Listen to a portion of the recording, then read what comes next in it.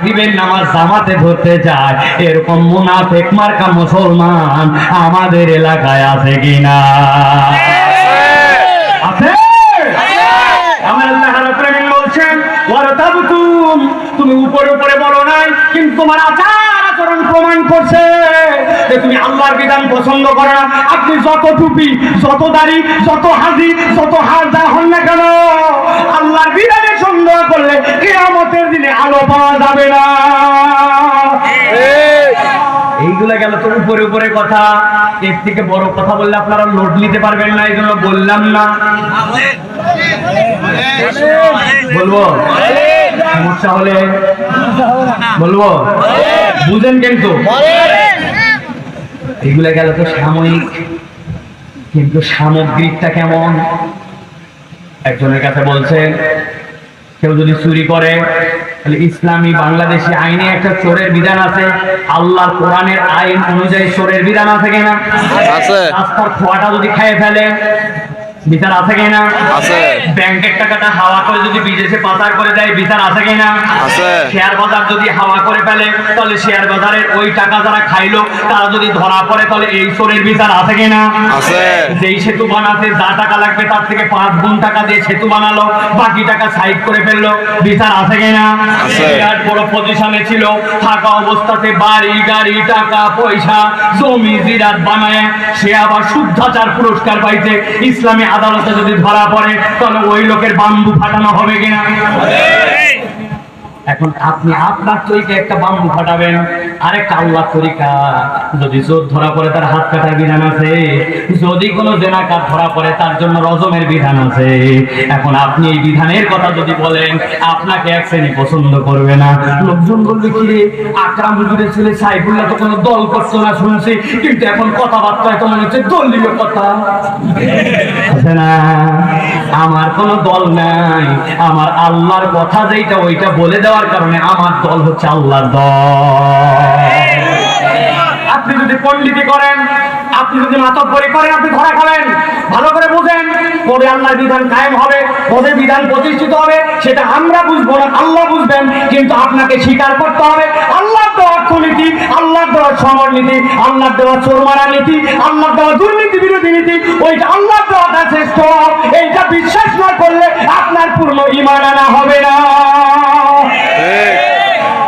যে দল করেন আপনি, কিন্তু আপনি যদি এটা সন্দেহ করেন না না ওইটা পুরাতন লাগে, আমাদের সমাজ অনুযায়ী সবচেয়ে লোক খালি ইমাম সাহেব নামাজ পড়াবে কিভাবে, জানাজা হবে কিভাবে, রোজা কখন থেকে কখন খুলবো আর লাগাবো, এইটা শুধু আল্লাহর বিধানে। কিন্তু সমাজ চলবে না আল্লাহর বিধানে, চোরের বিচার হবে না আল্লাহর বিধানে, বাপ মার সাথে বেয়াদবি করলে তার বিচার হবে না আল্লাহর মতে।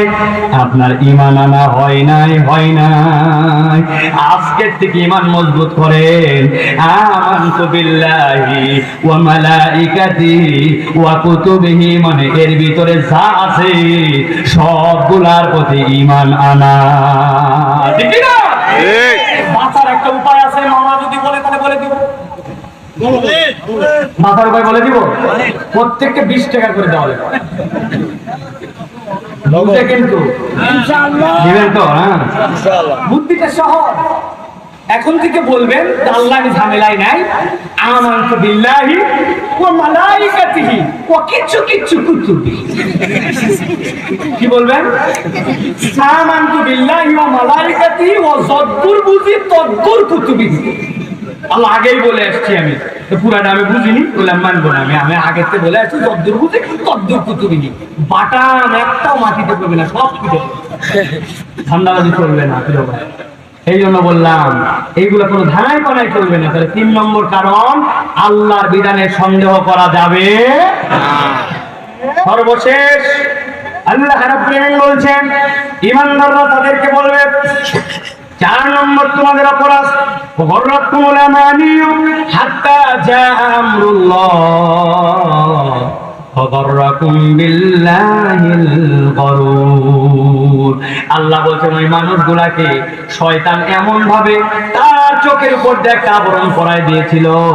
শয়তান তাদেরকে আল্লাহর ব্যাপারে এমন ভাবে গাফেল বানায় দিয়েছিল, ওরকম বিল্লাহিল গরুর। এমন মরিচিকা, নিজের জীবনে শুধু অজুহাত খুঁজতো। আল্লাহর বিধান এখন পারবো না, এখনো বয়স হয় নাই, আর একটু বয়স হোক, যে পরিবেশ যে সমাজ, এভাবে কেমনে সম্ভব? আল্লাহর বিধান থেকে নিজেকে সরায় রাখতো, শয়তান একটা মরিচিকার মধ্যে ফেলেছিল। আল্লাহ বলছেন এরকম চলতে চলতে আসলে সমস্যা আল্লাহর বিধানে ছিল না, সমস্যা ছিল তার চোখ আর অন্তরে। কিন্তু শয়তানের ধোঁকাবাজিতে মৃত্যু চলে আসছে, ওই বান্দা আর আল্লাহর কাছে মুমিন বান্দা হিসেবে যেতে পারে না। একটু হিসাব মিলায় বলেন, আমরা আল্লাহর বিধান না পালন করার ক্ষেত্রে অনেক রকমের অজুহাত দাঁড় করাই কিনা? সর্বশেষ কথা, আমার লাস্ট উদাহরণ, 5 মিনিট ভালো করে বোঝেন। এই উদাহরণটা সারা জীবনের জন্য অন্তরের মধ্যে ঢুকায় রাখবেন। ছোটবেলায় যখন আব্বার সাথে ঈদগাহে যেতাম, আপনাদের আমার তো এক এলাকার মানুষ, এলাকায় থাকার কথা, আপনারা বেলুনওয়ালা দেখছেন? বাঁশিওয়ালা, বেলুনওয়ালার কাছে বাচ্চাদেরকে ডাকার জন্য কি বুদ্ধি বার করতে হয়? সারাদিন যদি বেলুন দিয়ে ফোন দেওয়া লাগে, কত অবস্থা খারাপ। দেখছি বুদ্ধি করে ওই একটা বেলুন আস্তে করে টান দিয়ে বাঁশি উল্টায় দিয়ে সামনে বড় একটা বেলুন বাঁধিয়ে এদিকে ফু দেয়। এত বড় এক বেলুন হয়েছে। এরপরে হাতের মধ্যে নিয়ে 2 মিনিটের জন্য রিল্যাক্স, হাত দিয়ে ছেড়ে দেয়,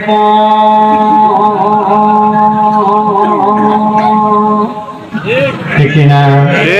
ওই বেলুনওয়ালার কাছে এখনকার বাচ্চারা জানবে না, 10-15 বছর আগে এক ধরনের চশমা কিনতে পাওয়া যেত, 2 টাকা দাম, কাগজের বাউন্ডারি, সামনের দিকে লাল কালার, হলুদ কালার, নীল কালার, ঠিক আছে কিনা? আব্বাকে বলছি ঈদের দিনে, আব্বা একটা চশমা কিনে দেওয়া লাগবে। দিছে আব্বা 2 টাকা দিয়ে একটা চশমা, লাল রঙের চশমা। যেই না চশমা পাইছি, পিছনের প্লাস্টিক টান দিয়ে চোখে দিয়ে উপরে তাকায় দিকে আসমান লাল, নিচে তাকায় দিকে আব্বা লাল, বাড়িতে এসে দিকে আম্মা লাল, ভাত লাল, পোলাও লাল, সব লাল। খানিকক্ষণ পরে আমার লাল চশমার মজা শেষ। কে জানি একটা আমাকে ঈদ পরবে দিতে 2 টাকা, ওইটা দিয়ে এবার কিনছে একটা হলুদ চশমা, কিন্তু উপরে তাকায় দিকে আসমান হলুদ। বাড়িতে এসে দেখি ওই আব্বাই হলুদ, আম্মা হলুদ, লবণ হলুদ, ভাত হলুদ, সব হলুদ। আমি ছোট থেকে একটুখানি কারিকুটি করা ছেলে, চিন্তা করছি মজা একসাথে ডবল নেওয়া লাগবে। এখন 100 টাকা খুলে এটা লাগাইছি লাল, এটা ডাইনে তাকালে আব্বা লাল, বামে আম্মা হলুদ। জিজ্ঞাসা করে বুঝে থাকলে উত্তর দেন। ঠান্ডা মাথায় সারা জীবনের জন্যই ওয়াজটা বাড়িতে নিয়ে যান। আসলে কি আসমান লাল? কথা বলেন রে ভাই। আমার আম্মা হলুদ, আব্বা কি লাল, ভাত কি হলুদ? যে যার কালারে আছে, পরিবর্তন হয়ে গেছে আমার চোখ। আল্লাহ কোরআনুল কারীমের মধ্যে বলছেন, ওয়াগাররাকুমুল আমানিয়ু হাত্তা জা আমরুল্লাহ ওয়াগাররাকুম বিল্লাহিল গরুর। আল্লাহর বিধানের জায়গায় আল্লাহর বিধান ঠিকই আছে, শয়তান আপনার আমার চোখ আর অন্তরে আলো লাগায়া দিছে। ঠিক না?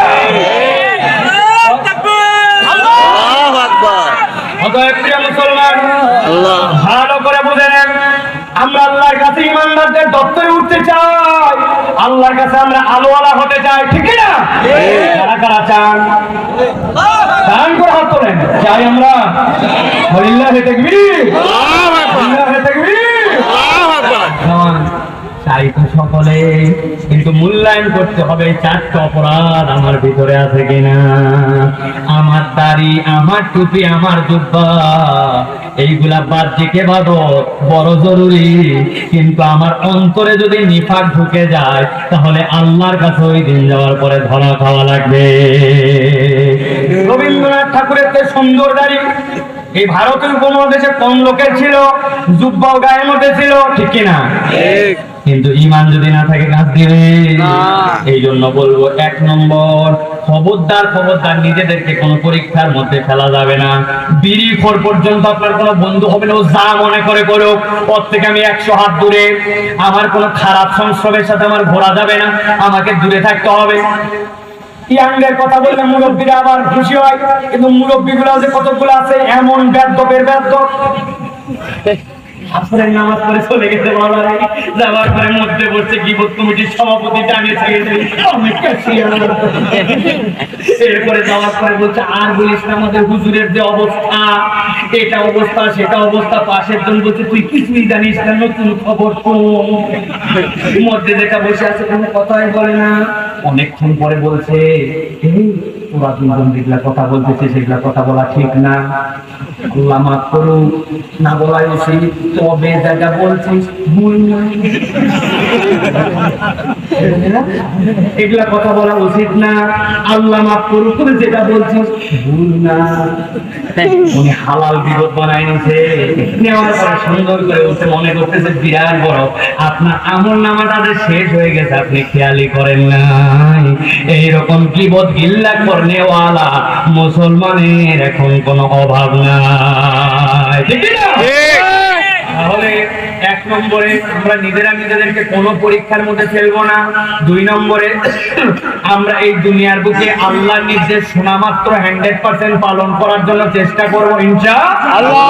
তিন নম্বরে আমার মাথায় ধরুক চাই না ধরুক, আল্লাহর বিধানের ব্যাপারে আমার কোনো বক্তব্য থাকবে না। আপনার দল পার্টি যাই করেন ভাই, কবরে যাওয়ার পরে কোন মার্কার লোক ছিলেন এইটা আপনার কোনো কাজ দিবে না। কবরে যাওয়ার পরে আল্লাহ আল্লাহ রসুলের মার্কার লোক ছিলেন কিনা ওইটা কিন্তু হিসাবে আমলে আসবে। চার নম্বরে শয়তানের ধোঁকায় পড়ে কখনো আল্লাহর বিধানকে দূরে সরানোর অজুহাত খোঁজা যাবে না, বরং আল্লাহর বিধান পালনের জন্য অজুহাত খোঁজা লাগবে। রাজি আছেন সবাই?